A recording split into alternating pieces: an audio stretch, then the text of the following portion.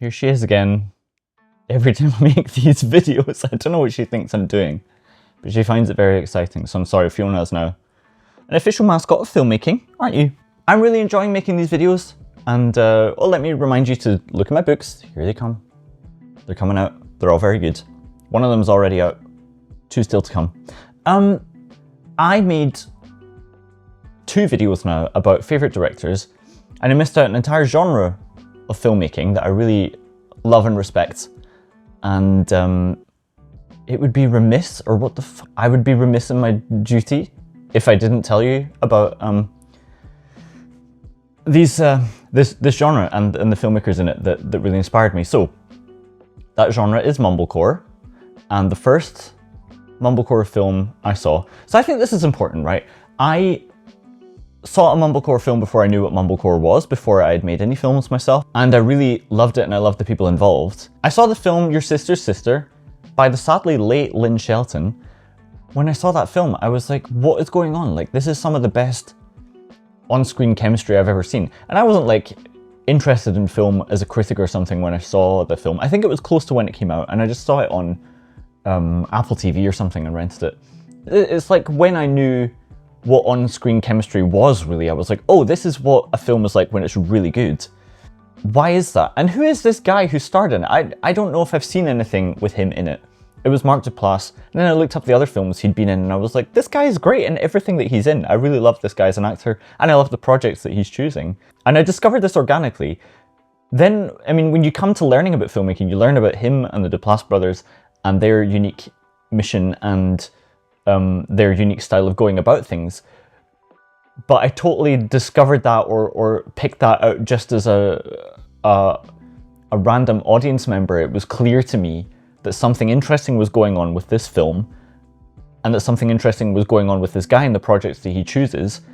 It was not like, you know, I think that Mumblecore, well, it's a term some of the people in it resent, and I think it was classified as a movement that perhaps people, it's a polarizing thing as well, because some people think it's unskilled, untalented, easy to do, and that perhaps the people doing it are not of note. And that was just not the case for me as a viewer. There was something about that type of film that I liked. Before I ever thought that I would make a film myself, I thought this is a really, really good film. What it's doing is resonating with me emotionally more than most things do.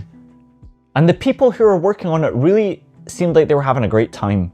And I like that too. As much as I don't like to think about what's going on behind the scenes of a film while watching it, I want to be immersed in the film. I think it really helps to know that the people who worked on the film enjoyed making it. I think that becomes apparent in the film itself.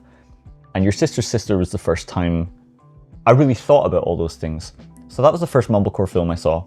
Then when it came to making films myself, so this is like 5-6 years later, of course you learn about Mumblecore because it's like a very accessible genre. What characterizes it is friends telling stories about themselves in often an improvised style in locations they have access to. It's basically the thing I do for the most part now. So then I'm trying to think. I think it was then Joe Swanberg's films that I really started to watch. And from the beginning, I think as well, he had a really unique voice. I might have watched them in chronological order, I think. So the first one, he came out with the Kissing on the Mouth, which is very difficult to find. I can't remember where I found it. I really hope I can find some clips to show you. And that film was doing all kinds of unique things. It was clear that this was what you could do if you were creative and if you had a unique voice with resources that anyone had access to. That was the thing. Because it really emphasized the importance of having a unique voice, having something to say, and that being enough if all you had access to was anything anyone else had access to. So it's like it's digital hand cams, it's largely improvised, it's casting your pals. Nevertheless, there's something you have access to when you do that the big Hollywood films don't have access to, which is a really rare intimacy and really high emotional resonance, the type that I felt when I first saw a Mumblecore film without knowing what Mumblecore was. There's a lot of sexual imagery in that film, and if you listen to Joe Swanberg talk about it, he talks about how it is of the domain of pornography, but it doesn't deserve to be. It should be part of mainstream film. And then you can see a kind of tamer version of that all the way into his Netflix series Easy, which I think is great. I think he's become, by design or by accident, the kind of go-to director for sex scenes, because I think there's a real realism to the sex scenes in Easy. Whenever I notice anything that he's guest directed, there's a big sex scene in it. And that's amazing. Like, that's a difficult thing to do well. That's a difficult type of scene to pull off. And there's so much debate and controversy about those types of scenes. From the beginning, they've been of interest to him, and he's really nailed the way to do it. I think from the beginning, his interest in conveying them as part of a key element in narrative film was apparent. And at the end of Kissing on the Mouth, what I really liked is, I think they write the name of who was involved, like the cast and crew list credits, on an apartment window in lipstick, and then they film that, and you've got apartment window lipstick with the city backdrop behind it. And I found that such a touching detail, and it reminded me that every aspect of what you put on film is opportunity for you to be creative about it. And it was like a little bonus gift at the end of a film, I thought. And I then have done some innovative things with our end credits sometimes when I found it appropriate. So that was that. His next film was LOL, which I think is his first collaboration with Greta Gerwig, who everyone now loves. But this is another thing, is that I think that in 1 year he directed 7 different films. The best of those, I think, is it called All the Light in the Sky, where it's to me, that film is shot beautifully, the story is great, it's not apparent that there were any kind of budgetary constraints with it. The other ones are a bit more experimental, and therefore elements of them are rougher, and that's also fine. I think that what he exemplifies is the idea that practice makes perfect, for example.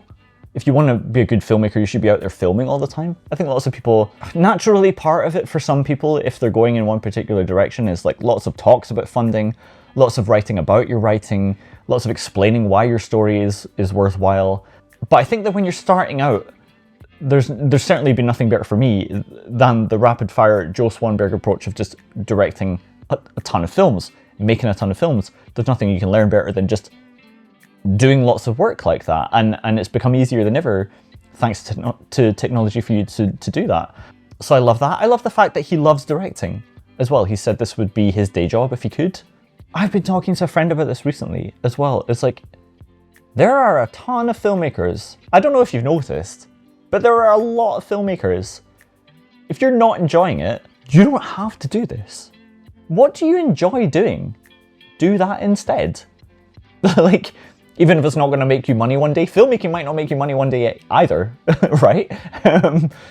Even if it's not going to get you fame and attention, it is well documented how much those things do not compensate you for all the hard work you have to do to get them. So don't do it for that either.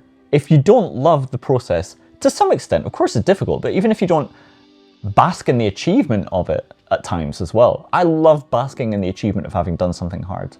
If you're not able to do that, if it's not a net positive experience for you, for the love of God, do something else. And I think that's probably the most important thing that Joe Swanberg could teach you about filmmaking. So there's that. I love Hannah Takes the Stairs. I've watched it several times. And so I appear naked in our latest film, Cancel Plans, for several good reasons, I believe. But the number one reason, I think, was because I like Hannah Take the Stairs.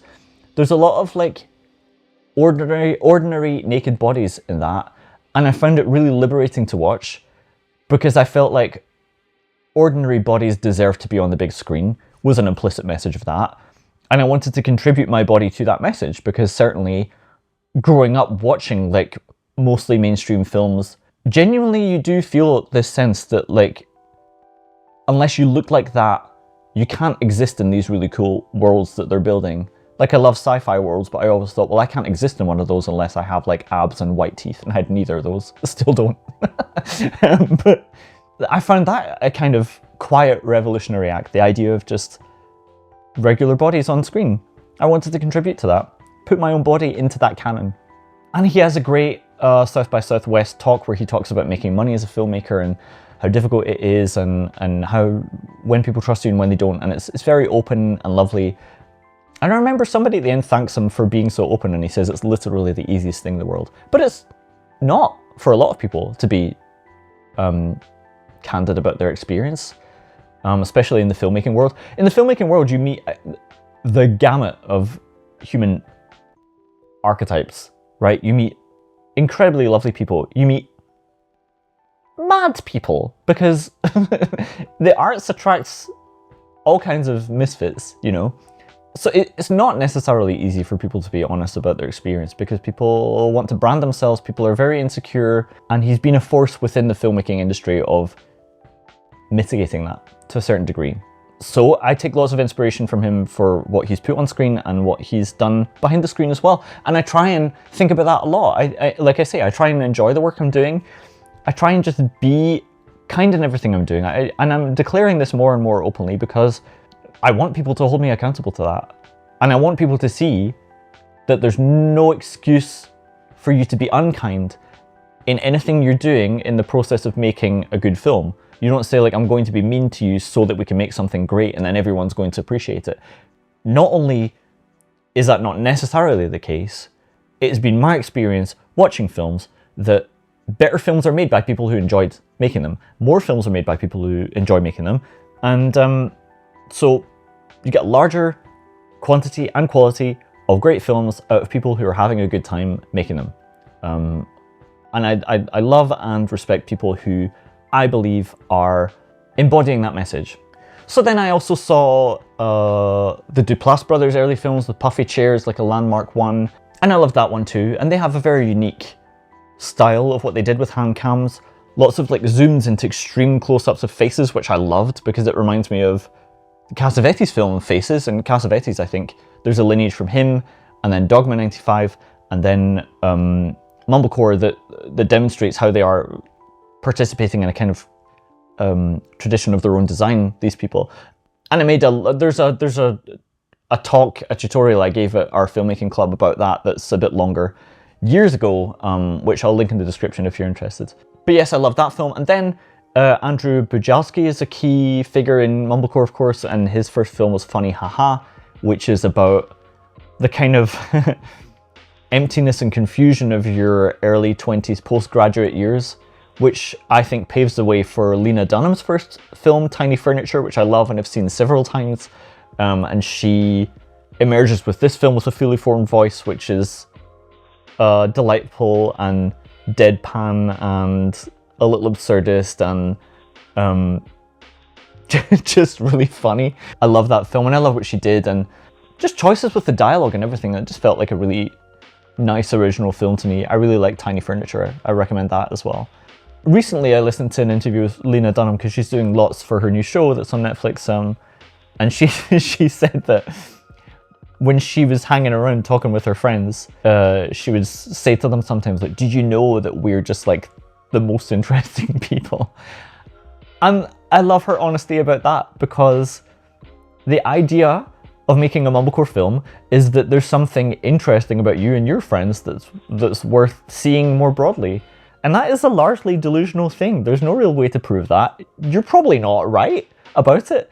And my friend Jeremiah, shout out to Jeremiah, is ranting recently about how there's too many podcasts, not everyone deserves one, which brings us into a technology chat I'll talk about in a second. But there's no way to prove that what you have to say is of interest broadly to people other than putting it out there. And it's a delusional thing to think, and most people are going to be wrong about that. But don't worry about it. Just make your film anyway. If you believe that you and your friends have something interesting to say when you get together, let's have a look, let's prove it. Put it out there, go for it. Why the hell not? Because the technology is not that expensive anymore. You can make something high quality with very cheap material. This brings me all to my point, which is that eventually I'm going to release a film called Students, which we made a few years ago. All of my projects are getting backlogged because I'm just a one-man machine trying to get all this stuff out, and we're working on the festival right now and I never get the books, and then I'll get to the film. But Students we made with 2 iPhones and several little lav mics in the Mumblecore tradition. It was, and I took a lot from this, and this was something I missed saying, that Joe Swanberg himself was inspired by Roger Corman, another indie, what would you call him? Yeah, indie filmmaking pioneer, who I believe made like over, I can't remember what his book's called. I'm going to put it on the screen. It's a large number of films, He made them all profitable. And the thing that Joe Swanberg took from that, which I heard him mention in a few interviews, was the idea that he made, I think it's called Bucket of Blood or something, and then he used the same set to film the interiors of an entire second feature film, which was Little Shop of Horrors, on the same set in 2 days. A Little Shop of Horrors, of course, is now like, it's not like a Broadway musical. It was remade into another high budget feature film, which people love to this day. Speed doesn't need to mean low quality.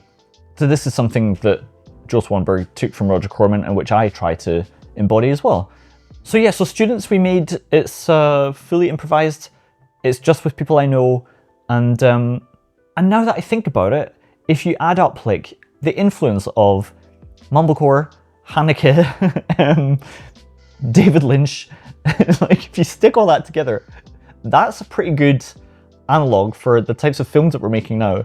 It's like a mishmash of these influences. I have no idea why that's happened. I do love these types of films, but I love lots of different types of films. These are just the ones that influence me for the reasons that I've explained in these videos. But yeah, that's what it is.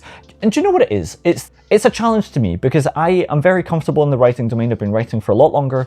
I'm pretty confident that if I write good dialogue, it's going to be interesting to watch. But as a challenge to me, I'm trying to use more imagery and more improvisation to enhance my films, because this takes me out of my comfort zone, which is the writing. I think you can trace that happening through our films if you feel like watching them in chronological order, which I certainly don't. It just occurs to me that if I've written a scene and I know the people that I've cast in it, we show up that day, we'll have a little chit chat beforehand. In the chat I'm having with my friends, I think you're going to be more interesting the closer you are to yourself on camera than repeating words that were written not necessarily with you in mind when I was writing them.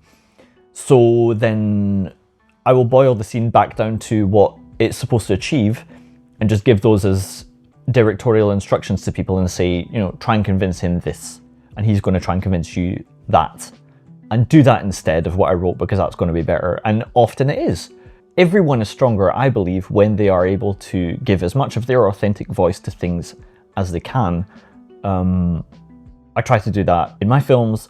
Mumblecore films are exemplary of that, and when I'm able to let people do what makes them delightful on camera, it's more delightful than if they try and emulate words that I wrote that were not necessarily with them in mind.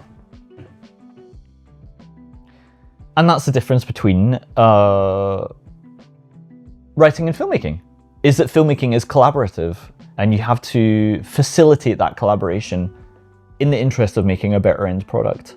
I look at Mumblecore films as inspiration for how to do that, and I love watching them.